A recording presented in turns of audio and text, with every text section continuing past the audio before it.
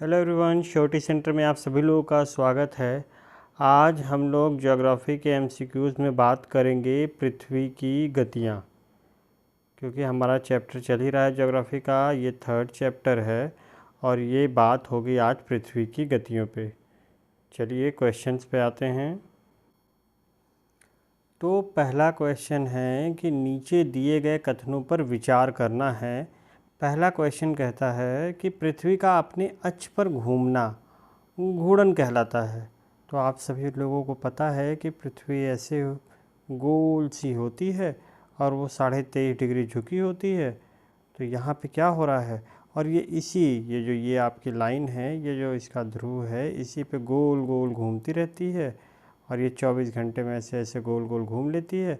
तो इसी को क्या बोलते हैं, घूर्णन कहते हैं। ये आप सभी लोगों को पता है। दूसरा क्वेश्चन है कि पृथ्वी की सूर्य के चारों ओर एक स्थित कक्षा में गति को परिक्रमण कहते हैं। अब आपने बचपन में जब पढ़ा होगा तो आपने देखा होगा कि सूर्य ये बीच में रहता है और पृथ्वी सूर्य के चारों ओर चक्कर लगाती है, जिससे कि क्या होता है 365 दिन और 1/4। आपका पूरा अगर कार्यकाल देखें तो 365 दिन 1/4 दिन का एक साल होता है। बट ये 1/4 दिन नहीं लेते हैं, बाद में कुछ दिन बाद लीप ईयर में इसे ऐड कर लिया जाता है और फिर हमारा 366 दिन का दिन हो जाता है, जो हम लोग 29 का फरवरी का महीना मनाते हैं।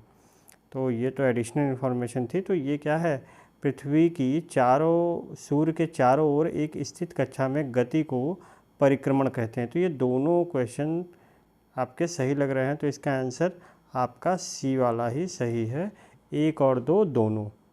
अगला क्वेश्चन देख लेते हैं। अगला कहता है कि पृथ्वी अपने अक्ष पर कितनी डिग्री झुकी हुई है। अभी अभी मैंने आपको बताया 23.5 डिग्री, आपका ए वाला है 23.5 डिग्री। अगला क्वेश्चन देखते हैं। ये क्वेश्चन बोल रहा है कि प्रदीप्ति वृत्त किसे कहते हैं। ये तो आइए इसको देखते हैं किसे कहते हैं। तो सी बताता है कि ग्लोब पर वह वृत्त जो दिन तथा रात को विभाजित करता है। अब दिन तथा रात को विभाजित करना क्या आप समझेंगे इसको। तो जैसे आपकी ये पृथ्वी है और पृथ्वी पर जो ऐसा कोई वृत्त है जो क्या कर रहा है, दिन और रात को विभाजित कर रहा है। तो क्योंकि दिन रात हमेशा होते रहते हैं, 24 घंटे ही समय है, तो दिन रात हमेशा सूर्य की रोशनी के हिसाब से होते रहते हैं। तो जब भी ग्लोब पर कोई वृत्त जो दिन और रात को विभाजित करता है, उसे हम क्या बोलते हैं, उसे हम लोग बोलते हैं प्रदीप्त, जिसे सर्कल ऑफ इल्यूमिनेशन भी बोलते हैं। चलिए अगला क्वेश्चन देखते हैं।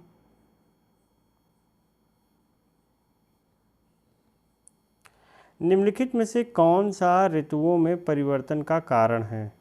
तो मैंने थोड़ी देर पहले आपको बताया कि ऋतुओं में परिवर्तन का कारण क्या है, सूर्य के चारों ओर पृथ्वी की स्थिति में परिवर्तन।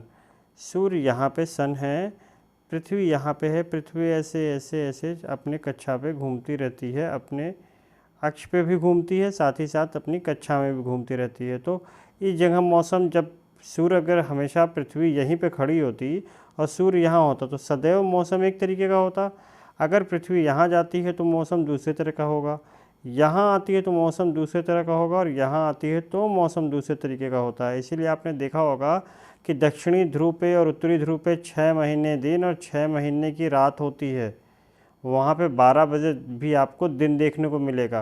कभी कभी 6 महीने तक, जब साउथ पोल पे या नॉर्थ पोल पे जब आप कभी उसका वीडियो देखेंगे तो वहाँ पे क्या देखेंगे कि आप 12 बजे भी वहाँ पे आप दिन महसूस करेंगे। ऐसा क्यों होता है, क्योंकि पृथ्वी अपने अक्ष पे 23.5 डिग्री झुकी हुई है। इसके कारण ऐसा होता है कि जब 6 महीने तक उस पर सीधी रेखाएं पे रोशनी पड़ती है तो यहाँ पे क्या होगा, यहाँ पे दिन होगा। अब यहाँ पे क्या होगा, यहाँ पे रात होगी, क्योंकि यहाँ पे क्या हुआ है, यहाँ पे सूरज की सीधी रोशनी नहीं पहुँच रही है। तो जो मौसम परिवर्तन का कारण है वो भी क्या है, वो भी सूर्य के चारों ओर पृथ्वी की स्थिति में परिवर्तन ही है। अगला क्वेश्चन देखते हैं। तो अगला क्वेश्चन बताता है कि 21 जून को पृथ्वी का उत्तरी गोलार्ध सूर्य की तरफ झुका होता है। सूर्य की किरणें कर्क रेखा पर सीधी पड़ती हैं। इसके परिणाम स्वरूप अधिक ऊष्मा प्राप्त होती है। इन क्षेत्रों में सबसे लंबा दिन तथा सबसे छोटी रातें होती हैं।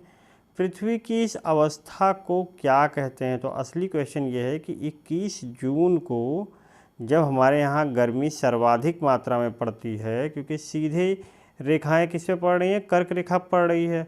और जब पृथ्वी आपके इंडिया में कर्क रेखा क्या बीचों बीच से गुजरी हुई है, तो कर्क रेखा जब बीचों बीच से गुजरी हुई है तो सीधी रेखा पे पड़ रही है, सीधी सूरज की रोशनी, तो सबसे ज़्यादा ऊष्मा प्राप्त होगी और सबसे लंबा दिन हो जाएगा और सबसे छोटी रात हो जाएगी। तो इस अवस्था को क्या कहते हैं? तो देखिएगा यहाँ पे एक छोटी सी चीज़ है। यहाँ पे आपको दिखेगा उत्तर अयनात, दक्षिण अयनात, तो ये दो में ही आपको मेन कन्फ्यूज़न होगी। अब देखिए, पृथ्वी अगर यहाँ पे हमारी ऐसे है और ये देखिए ये पृथ्वी ऐसे है, तो जिस समय सूर्य की रोशनी कर्क रेखा में पड़ेगी तो ये नॉर्थ पोल के साइड में पड़ रही है। कर्क हमेशा नॉर्थ साइड की तरफ है और जो आपका मकर है वो किस तरफ है? साउथ की तरफ है। तो अगर यहाँ पे यही चीज़ कर्क की जगह मकर रेखा होती तो आपका दक्षिण होता। और पर ये क्वेश्चन में पूछ रहा है कि कर्क रेखा पर है, तो कर्क आपका उत्तर में है, तो आपका आंसर क्या होगा? नंबर ए, उत्तर वाला। चलिए अगला क्वेश्चन देखते हैं।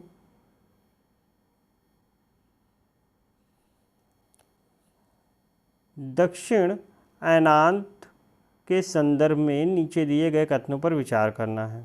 तो सबसे पहले दक्षिणी ध्रुव सूर्य की ओर झुका होता है, ये पूछ रहा है। तो मैंने अभी अभी आपको बताया कि जो पृथ्वी है अगर उस पर मकर पे पड़ रही सीधी रेखा तो इसे हम लोग दक्षिणी अयनांत बोलते हैं। तो हाँ सही है। तो दक्षिणी ध्रुव सूर्य की ओर झुका होता है, तो सही है।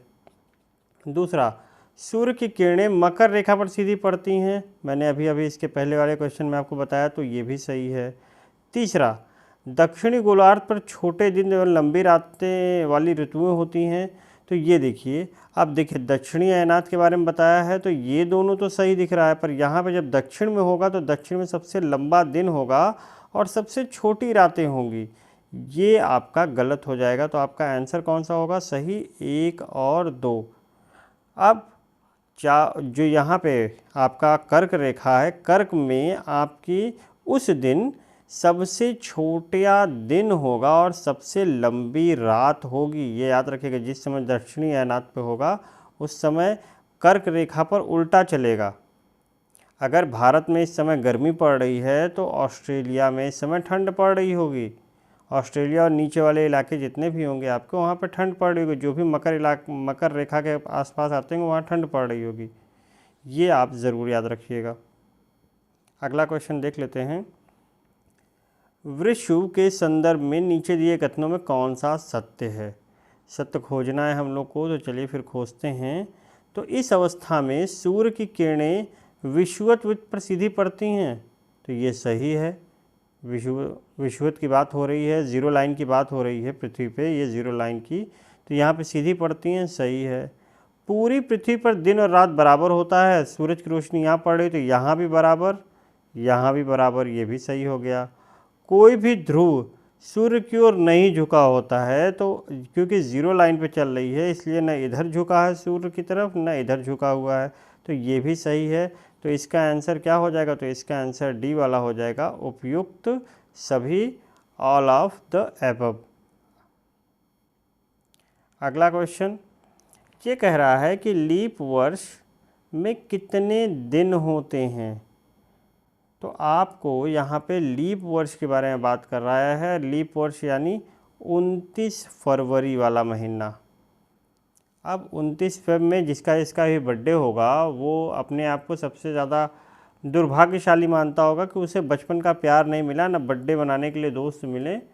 क्यों? क्योंकि सीधे 28 फरवरी के बाद 1 मार्च आ जाता है, उसका बर्थडे कट जाता है। बट यहाँ पे क्या है, बर्थडे कटता नहीं है। अगर आपने को मनाना है तो आप 6 घंटे मना सकते हैं। 12 बजे रात से आप अपना पूरा बर्थडे मनाइए। 28 फरवरी की रात को 12 बजे के बाद आप सुबह 6 बजे तक पूरा बर्थडे मना सकते हैं। क्यों? क्योंकि एक वर्ष में 365 1/4 दिन होते हैं। अब 1/4 दिन अगर हम लोग 24 घंटे को 4 से डिवाइड करें तो कितना आएगा? 6 घंटा आएगा। अब देखिए ये क्या होता है, 1/4 दिन कैलेंडर के हिसाब से हम लोग सेव करके रख लेते हैं अपने पास। और ये सेव करके क्या करते हैं, 6 घंटा एक साल में सेव कर लिया, फिर अगले साल 6 घंटा सेव किया, फिर अगले साल 6 घंटा सेव किया, और चौथे साल जैसे ये 6वां घंटा ऐड करते हैं, ये टोटल 6 घंटे मिला के कितने हो जाते हैं? 24 घंटे हो जाते हैं। और 24 घंटे मिला के 365 की जगह आप कितने दिन हो जाएंगे? 366। तो इसी लीप वर्ष में एक दिन अधिक हो जाता है, और ये दिन कितने का हो जाता है? 366। जो आपका आंसर होगा वो बी वाला हो जाएगा, 366 दिन। अब अगला जो हमारा MCQs का चैप्टर होगा वो हमारा मानचित्र पे बेस होगा। तो अगर ये वीडियो आपको पसंद आई हो तो इसे ज़रूर लाइक कीजिएगा और दोस्तों के साथ शेयर ज़रूर कीजिएगा। और अगर वीडियोस आपको ऐसी ही चाहिए तो चैनल को सब्सक्राइब ज़रूर कीजिएगा। तो फिर मिलते हैं अगले वीडियो में। जय हिंद।